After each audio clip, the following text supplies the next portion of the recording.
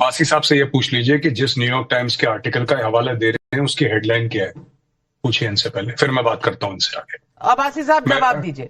जी headline क्या है? Coat करें, आप पढ़ लीजिए उसकी, आप पढ़ लीजिए। सर एक मैं आपको बताता हूँ, ये सब ना आपको एसपीआर चूरन खिलाता है। आप वो आर्टिकल दोबारा पढ़िए, पहली चीज, ठीक है?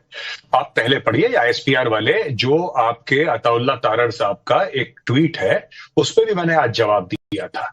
रैंडम। अब आप सोचिए नाविका, थोड़ी सी बात सोचिए, अगर भारतीय एजेंसी रॉ पाकिस्तानियों को फंड कर रही है तो क्या उनके बैंक में पैसे डालेंगी? आप खुद सोचिए।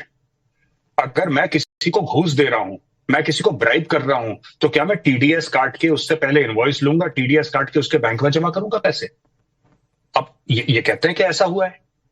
अरे भाई, अगर भारत कुछ कर रहा है, कोई भी मुल्क हो, पाकिस्तान भी करे या कोई भी मुल्क करे दुनिया में, चाइना करे, अमेरिका करे, कोई ऐसे क्या टीडीएस काट के बैंक में वो स्क्रीनशॉट्स भेज रहे हैं कि देखो इतना पैसा रिसीव हुआ, इतना पैसा।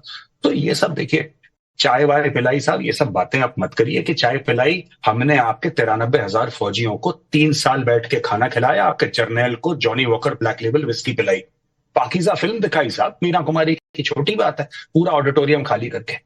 तो ऐसी बात तो नहीं है साहब। हमारी मेहमान नवाजी की भी आप दाद दीजिए ना कि 3 साल हम बैठ के खाना खिला सकते हैं 93,000 लोगों को, आप एक चाय नहीं पिला सकते साहब। उस चाय का आप इतना हमें सुना रहे हैं कि चाय पिला दी, चाय पिला दी, चाय पिला दी। हमने तो एक बार नहीं बोला कि आपके लगभग लाख बंदों को, जिसमें आपके 5 मेजर जनरल थे, 1 लेफ्टिनेंट जनरल था, पता नहीं 23-25 ब्रिगेडियर थे, 100 से ऊपर कर्नल थे, कितने सिपाही थे, 3 साल बैठ के खाना खिलाया साहब, दिन में 2 बार चाय, 3 बार रोटी। हमने तो आज तक नहीं बोला।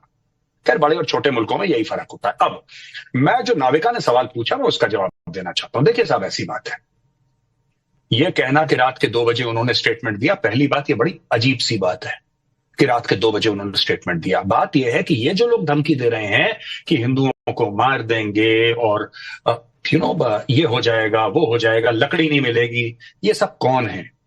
ये पॉलिटिशियंस हैं इनके, ये इनके सियासतदान हैं। इनका फौजी सरबराह कहां पे है? असली बात तो उसको करनी चाहिए ना सामने, क्योंकि पावर जिसके पास है, हमारे यहां पॉलिटिशियंस के पास पावर है, पॉलिटिशियंस बोलते हैं, वहां पे आर्मी के पास पावर है, आर्मी बोलती नहीं है। और ये जो साहब कह रहे हैं, वो जो मैडम कह रही थी इनके पार्लियामेंट में बैठ के कि हम लोग वहां पे राम मंदिर को तोड़ के वहां पे ईंट लगाएंगे बाबरी मस्जिद की, आपको पता है कहां पे राम मंदिर? आपको पता है? राम मंदिर उत्तर प्रदेश में है। उत्तर प्रदेश में बच्चा पैदा होता है, मां के पेट से हाथ में कट्टा लेके पैदा होता है। क्या बात कर रहे हैं साहब?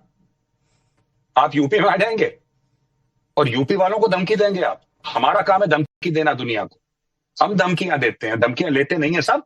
यूपी है, पूछिए जो यहां से महाजर गए उनसे पूछिए उत्तर प्रदेश किस बला का नाम है। तो साहब ये सब मत बोलिए हमें कि चाय पिलाई थी, कॉफी पिलाई थी। हमने तो कभी आपको ये एहसान नहीं जताया कि हमने 93,000 लोगों को हमने खाना खिलाया था। 3 साल खाना खिलाया था, 3 साल। हमने एक बार भी जिक्र नहीं करा। खानदानी लोग हैं सब, एक बड़प्पन है, एक शान है। छोटी छोटी बातों के बारे में हम बात नहीं करते। आगे दूसरा सवाल पूछिए जनाब मुझसे, मैं तैयार हूं। सवाल ये है, और गौरव आर्या, सवाल ये पूछना चाह रही हूं कि क्या उल्टी गिनती शुरू हो गई है? क्योंकि पाकिस्तान जिस तरह से थरथरा रहा है, मुझे लगता है सीज फायर वायलेशंस हो रही हैं, बयान जिस तरह से आ रहे हैं, रातों को नींद नहीं आ रही, ये उल्टी गिनती शुरू हो गई ना? कयामत की रात आज है कि नहीं? नहीं, बिल्कुल इनको उल्टी गिनती शुरू हो गई। और ये जो रिपोर्ट क्लेम कर रहे हैं, उन्होंने ये नहीं बोला था। ये जो न्यूयॉर्क टाइम्स की साहब हमारे हैं जो कोट कर रहे हैं, पाकिस्तान से जो जेंटलमैन आए हैं, मैं उनसे कह रहा हूं कि वो रिपोर्ट कुछ और कहती है। हाँ, हम लोग जिस तरीके से अपने हथियारों का जखीरा बड़ा कर रहे हैं, हर महीने आप देखेंगे हजारों करोड़ की डील हो रही है, हजारों करोड़ों की डील। अभी अभी हमने कितने 60-65 हजार करोड़ के राफेल खरीदे 26 नेवी के लिए, और ये हर महीने होता है कुछ ना कुछ। पहली चीज ये है। दूसरी बात मैं आपको बता रहा हूं कि पाकिस्तान किस चीज से डरा है। इनके जनरल बाजवा का बयान है, जो हामिद मीर, इनके जो टॉप जर्नलिस्ट, 2-3 टॉप नाम है पाकिस्तान में, हामिद मीर का स्टेटमेंट है कि जनरल बाजवा ने उनको बताया, आप जाके इंटरनेट पे देख सकते हैं, मैं कोई गलत बात नहीं कह रहा हूं, इंटरनेट पे आप जाके देख सकते हैं। वहां पे साफ तौर पे वो कह रहे हैं कि जनरल बाजवा कहते हैं, हमारे पास इतना तेल नहीं है कि हम अपने टैंकों में डाल दें। We don't have enough oil. देखिए, लड़ाई जज्बा है, कलमा पढ़ के मुल्क बना था, जज्बे वाली कौम है, एक मिसाइल आएगी सारा जज्बा हवा कर देगी।